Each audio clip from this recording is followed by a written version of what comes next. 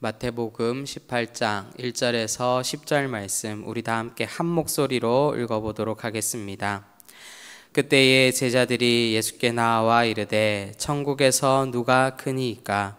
예수께서 한 어린아이를 불러 그들 가운데 세우시고 이르시되 진실로 너희에게 이르노니 너희가 돌이켜 어린아이들과 같이 되지 아니하면 결단코 천국에 들어가지 못하리라.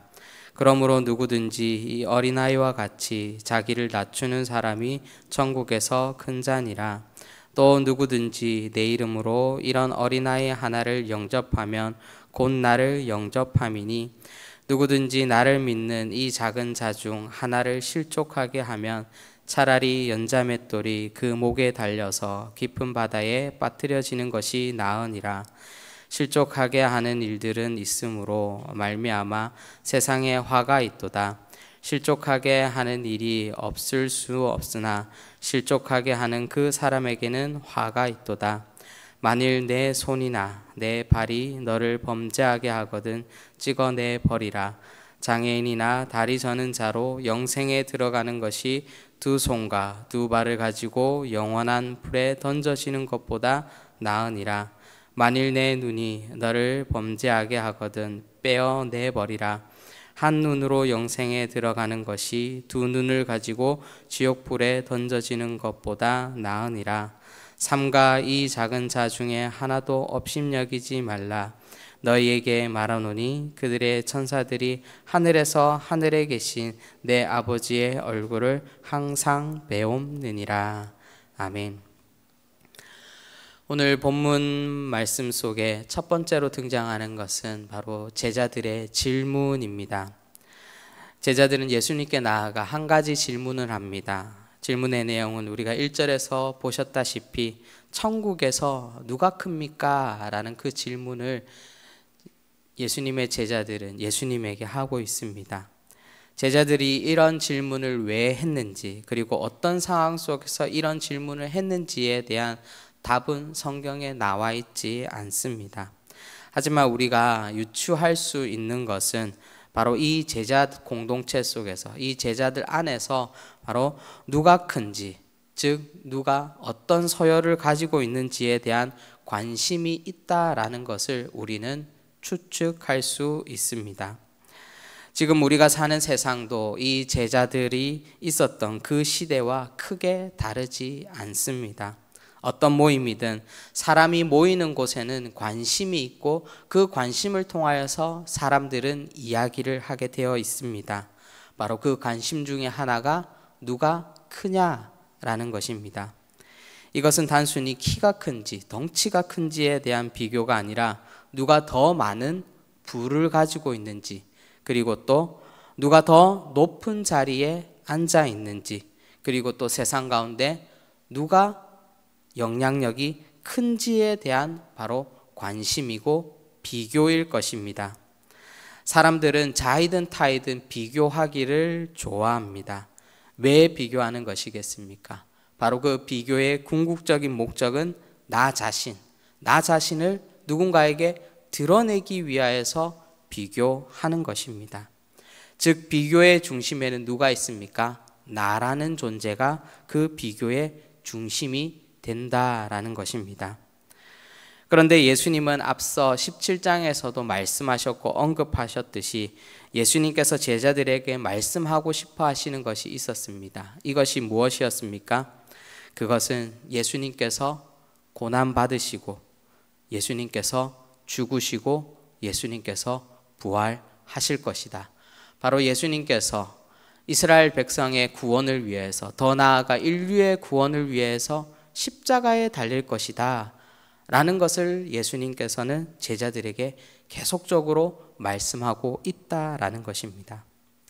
한 공동체 속에서도 제자들과 같이 내가 중심이 되어서 누가 크냐, 작냐에 관심을 가지는 사람이 있는가 하는 반면에 인류의 죄를 위해서 기꺼이 자신의 몸을 내어놓으시려는 그런 예수님도 있다라는 것을 우리는 알 수 있습니다. 예수님은 제자들의 질문에 대해서 누가 크냐, 누가 작냐라는 것으로 대답해 주지 않습니다. 오히려 예수님께서는 다시금 질문을 바꾸십니다. 천국에 누가 들어갈 수 있는가 없는가로 대답을 해 주십니다.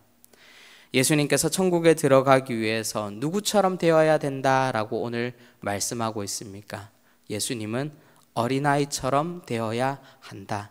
어린아이처럼 되어져야지만이 천국에 들어갈 수 있다라고 말합니다. 그러면 우리는 이 질문 가운데 과연 어린아이처럼 되는 것이 무엇입니까? 라고 우리는 질문할 수 있습니다. 지금 우리 시대의 자녀들은 금이야 오기야 가정의 왕입니다. 특별히 저출산 시대의 아이들은 귀중한 보배이며 또 한 국가의 자산이기도 합니다. 그러나 우리가 알아야 될 것은 19세기까지만 해도 아이들의 인격은 존중받지 못했습니다. 말이 좋아서 인격이지 수많은 착취의 대상이었습니다. 하물며 예수님께서 사셨던 당시는 사람의 수를 계산할 때도 여자와 어린아이는 그 계산에 포함되지 않았습니다. 제외되었습니다. 바로 예수님께서 살았던 그 당시 아이들은, 특별히 어린아이들은 인격이라는 것이 존재하지 않는 그런 시대였습니다. 당시 어린아이는 그저 보이는 모습 그대로 연약하고 작은 그런 존재였습니다. 그러면 예수님께서 왜 어린아이와 같이 되어야 천국에 들어갈 수 있다라는 것을 말씀하고 있겠습니까? 이것은 단순히 어린아이와 같이 때가 묻지 않아서 착해야지만이 천국에 들어갈 수 있다라고 그렇게 말씀하시는 것이 아닙니다. 인간은 본질상 죄인이기에 어린아이이건 어른이건 할 것 없이 모두가 죄인으로서 동일한 존재입니다.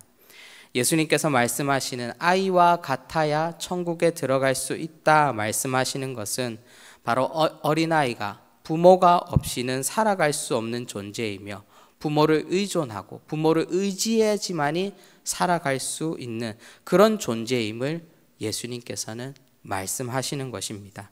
그렇기 때문에 부모의 말과 부모의 행동을 수용하고 받아들여야 되는 것이, 그리고 그렇게 해야지만이 살아갈 수 있는 존재가 어린아이라는 것입니다. 예수님께서 무엇을 말씀하십니까?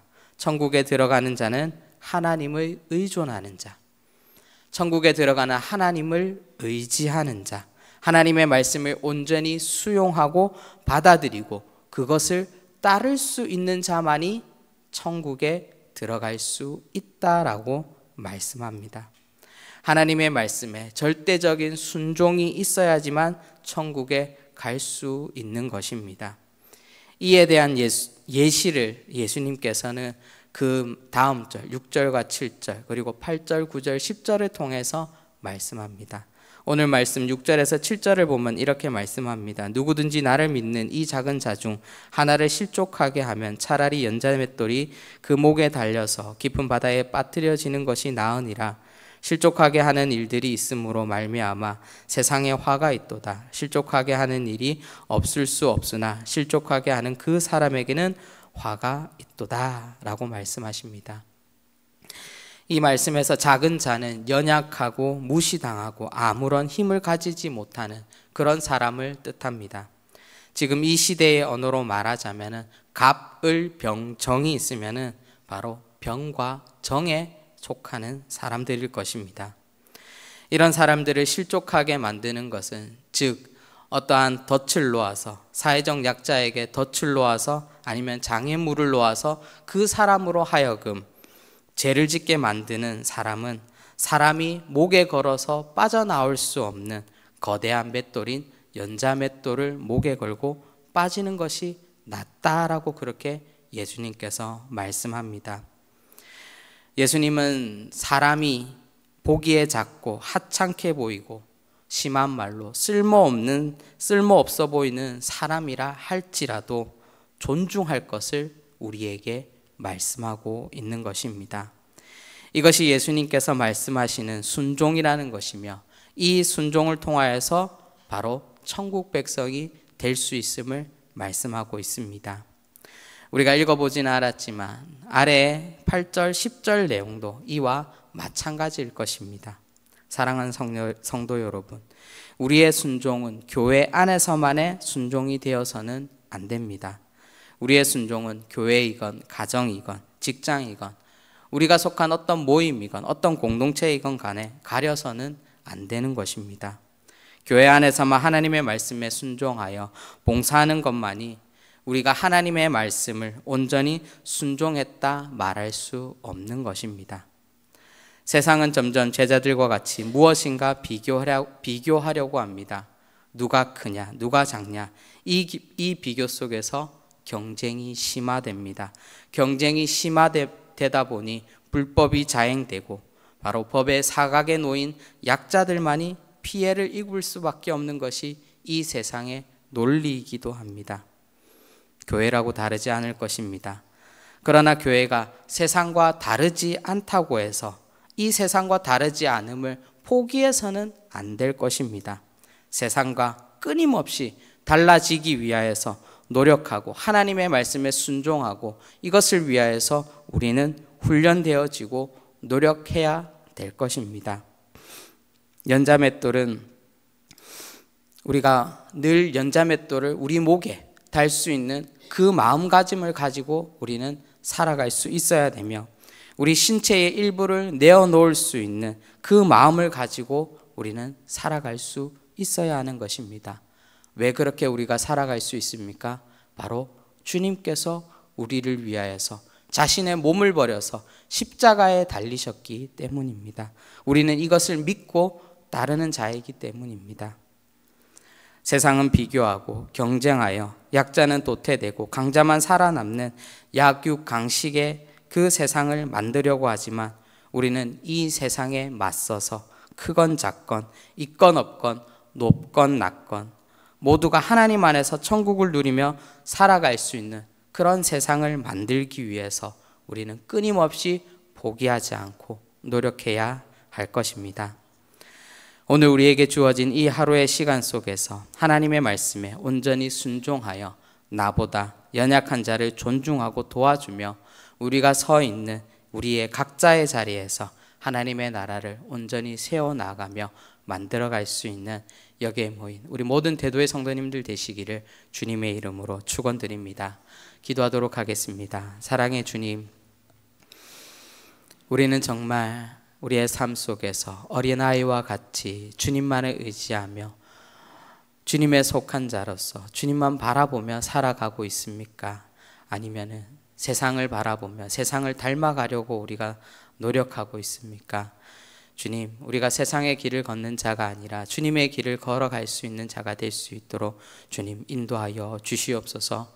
주님께서 우리를 위하여서 몸버리셨듯이 우리 또한 늘 하나님 우리의 삶 속에서 하나님 내가 연자맷돌을 맬 수 있다라는 그 마음가짐으로 하나님 나의 신체의 일부를 하나님 앞에 드릴 수 있다라는 그 마음가짐으로 온전히 주님의 말씀에 순종하며 살아갈 수 있는 우리의 인생들 될 수 있도록 성령 하나님 인도하여 주시옵소서. 오늘 이 하루의 시간 속에서도 우리가 하나님의 백성임을 예수 그리스도의 제자임을 우리가 잊지 않고 살아갈 수 있도록 주님 우리에게 은혜를 더하여 주시옵소서. 감사드리옵고 예수님의 이름으로 기도합니다. 아멘.